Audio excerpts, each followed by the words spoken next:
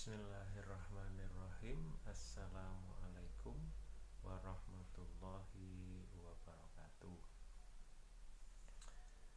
Pemirsa sekalian, selamat di setiap hari dan selamat juga di setiap waktu.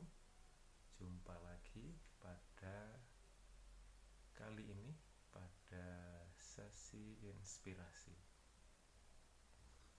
Saya akan membacakan salah satu syair masih yang digubah oleh ulama yang masyhur, yaitu Imam Asy-Syafi'i. Bunyinya adalah sebagai berikut. Akhi lantana lal ilma illa bisittatin saumbika antafsiliha bi bayanin dzakaun wa hirsun wa ijtihadun wa dirhamun wa suhbatu ustadin wa tulu zaman, yang artinya kurang lebih seperti ini. Wahai saudaraku, kamu sekali-kali tidak akan mendapatkan ilmu pengetahuan kecuali melalui 6 perkara berikut ini. Akan aku beritahu perincinya secara gamblang dan jelas. Yang pertama adalah dzakaun, yang artinya adalah kecerdasan. Di masa pandemi seperti ini dan juga di masa revolusi industri, arti dari kecerdasan tentu berbeda dengan kecerdasan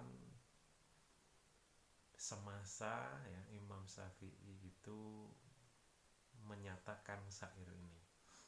Di masa pandemi ini atau di masa revolusi industri zaman sekarang itu sudah banyak artificial intelligence, kecerdasan buatan, ya. Juga ada teknologi.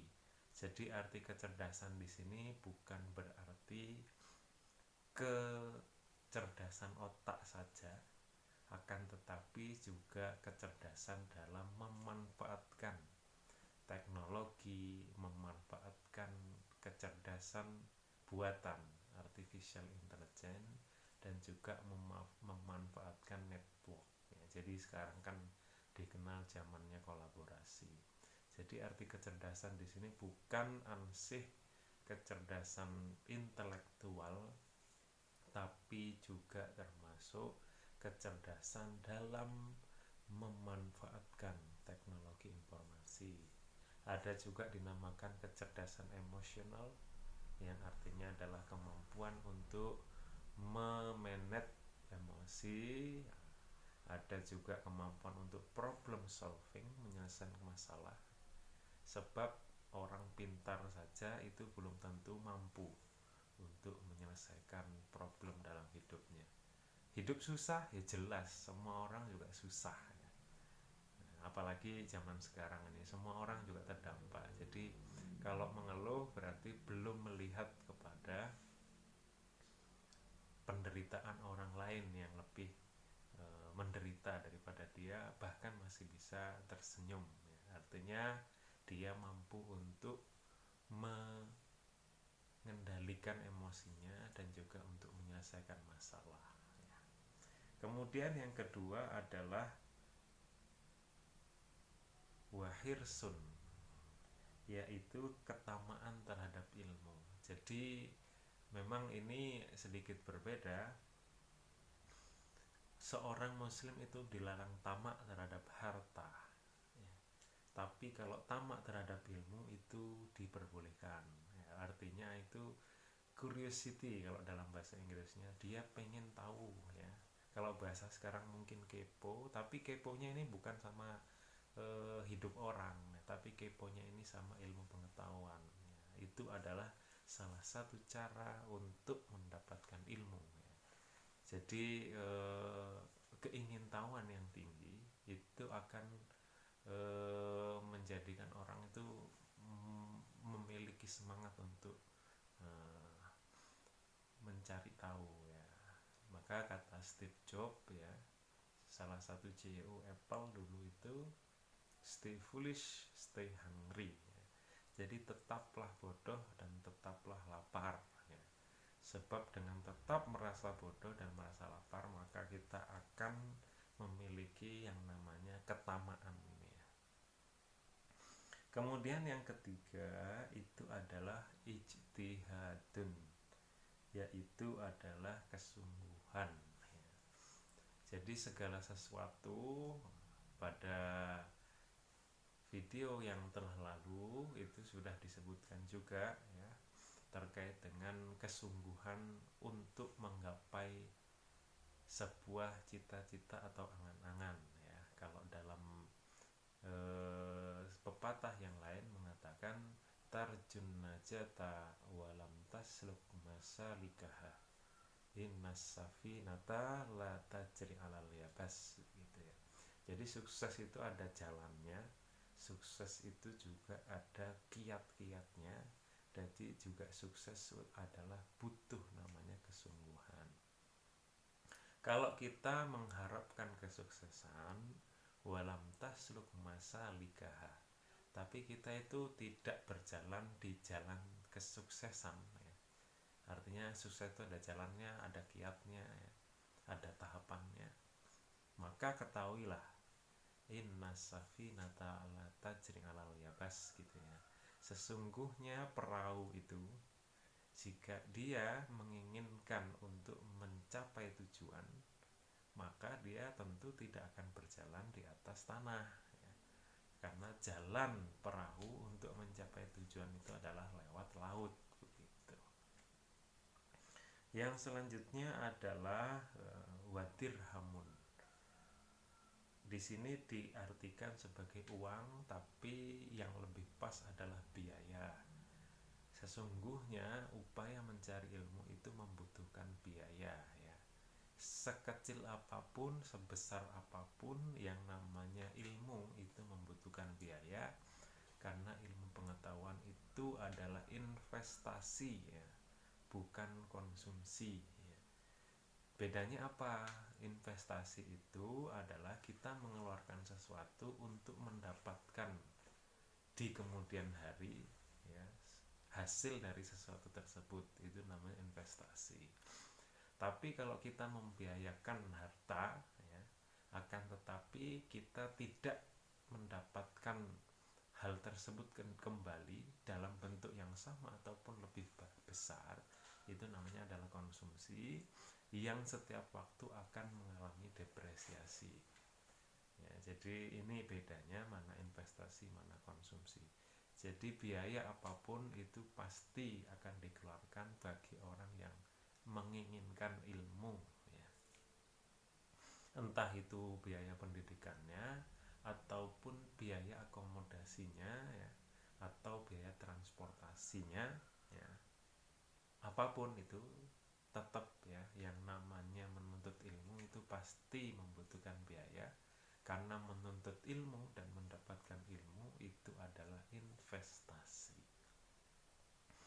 Kemudian yang selanjutnya adalah wasuh batu ustadin, yaitu dekat dengan guru. Ini bukan dekat jaraknya saja, tiap hari mendekat gitu ya, PDKT, bukan itu. Tapi dekat ini adalah dekat secara hati ya, dekat secara doa gitu ya, dekat secara perasaan gitu ya. Itu artinya adalah kedekatan kepada guru. Karena kenapa? Guru itu ibarat mentor ya, dia sudah menjalani fase yang belum kita jalani ya, jadi dia sudah pernah merasakan apa yang belum pernah dirasakan.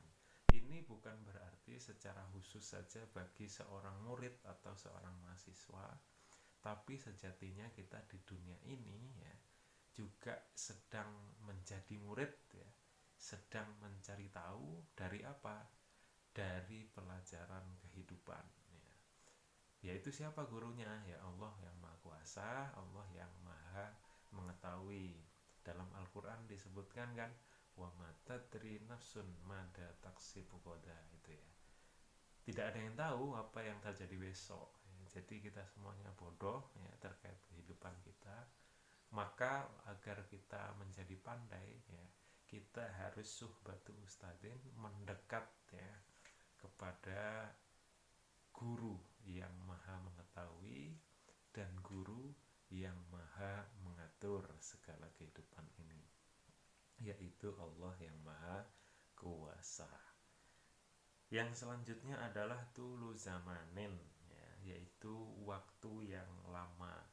Suka atau tidak suka, yang namanya menuntut ilmu itu butuh proses ya. Maka diperlukan yang namanya waktu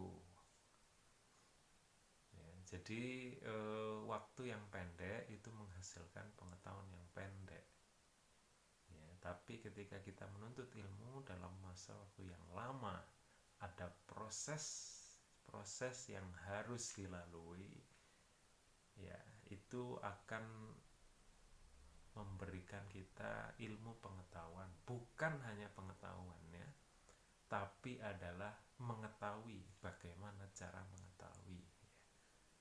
Mengetahui bagaimana cara merasakan ya. Dan mengetahui bagaimana cara yang membuat kita itu berhasil gitu ya. Jadi proses itu penting ya. Jangan pengen cepet, meskipun zaman sekarang itu kita dididik untuk menjadi seseorang yang tidak sabaran ya. Karena lemot sedikit kita ngeluh ya. Lama sedikit kita ngeluh ya. Kemudian nunggu sedikit kita ngeluh. Karena kenapa? Ya karena dididik untuk pengen cepet gitu ya. Padahal ya, yang namanya sesuatu yang cepat itu adalah kadangkala itu sering menjerumuskan gitu ya. Maka dalam sebuah pepatah mengatakan al-ajalatu minasyaiton ya.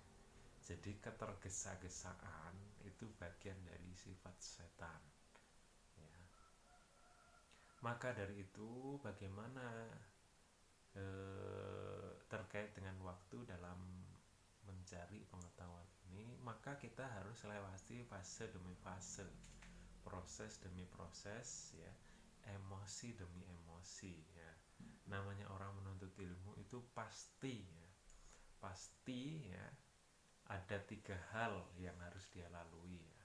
Pertama adalah pengetahuan itu sendiri. Jadi proses mencari ilmu pengetahuan itu tidak mudah ya, tidak mudah, butuh usaha, butuh pengorbanan ya. Makanya Imam Syafi'i juga mengatakan laukana nurul ilmi yudraku bil muna makana yabqa fil bariyati jahilun ya. Seandainya saja ya, cahaya ilmu itu hanya dapat diperoleh dengan angan-angan ya, dengan keinginan saja cukup ya, maka ya buka fil bariyati jahilun, nggak ada orang yang bodoh di dunia ini ya. Jadi tidak bisa mencari ilmu hanya dengan angan-angan, tapi juga dengan berbagai macam pengorbanan, kesulitan dan lain sebagainya. Kemudian yang kedua itu adalah fase emosi. Orang menuntut ilmu itu bukan hanya pengetahuan saja, tapi juga kematangan emosi. Bagaimana dia mengelola emosi ketika keinginannya, perencanaannya itu tidak tercapai. Iya kan? Ya karena kita sedang belajar gitu loh. Kalau kita sudah tahu, ngapain kita belajar? Jadi mengelola emosi, problem solving ya, tatkala kondisi tidak sesuai yang kita inginkan, disitulah proses kematangan emosi kita ya. Bagaimana gagal dalam ujian ya, bagaimana dibentak seorang guru, atau bagaimana ketika keinginan yang kita inginkan itu tidak direspon baik. Nah, itu adalah proses kematangan emosi. Kemudian yang ketiga adalah faktor ekonomi, ya. Faktor ekonomi itu kaitannya adalah dengan akomodasi tadi ya, biaya tadi ya, dirhamun. Jadi ketika kita proses menuntut ilmunya jauh ya, atau waktu yang digunakan itu lebih panjang daripada yang seharusnya, itu adalah salah satu faktor ya dalam proses mencari ilmu yang harus kita selesaikan ya. Karena tidak ada penuntut ilmu itu ya yang tidak ada problem dengan ekonomi. Semuanya ada problem, meskipun orang kaya juga pasti ya mempertimbangkan ketika mereka memakan biaya yang terlalu banyak. Karena kenapa? Itu tadi, menuntut ilmu itu investasi, tapi di lain pihak menuntut ilmu itu adalah di atas dari basic need, yaitu makan, minum, tempat tinggal. Jadi bagaimanapun semua orang yang menuntut ilmu pasti memiliki 3 problem ya dalam dirinya. Pertama adalah problem ilmu sendiri, yang kedua adalah problem emosi, dan yang ketiga adalah problem ekonomi. Maka dari itu kita juga harus paham bahwa proses menuntut ilmu itu adalah proses yang tidak mudah. Akan tetapi ya, jikalau kita sukses dalam mengatasinya, maka kita juga menjadi orang yang sukses juga dalam memenuhi ya, sunnah-sunnah dan perintah Allah, bahwasannya yarfa'illahu alladziina aamanu minkum walladziina utul ilma darajat. Jadi Allah akan meninggikan posisi orang yang beriman dan berilmu beberapa derajat dari orang lain. Karena kenapa? Menuntut ilmu itu tidak mudah, baik prosesnya ya, baik ketika menjalaninya. Mungkin itu, terima kasih. Jangan lupa like, comment, and subscribe. Sekian, assalamualaikum warahmatullahi wabarakatuh.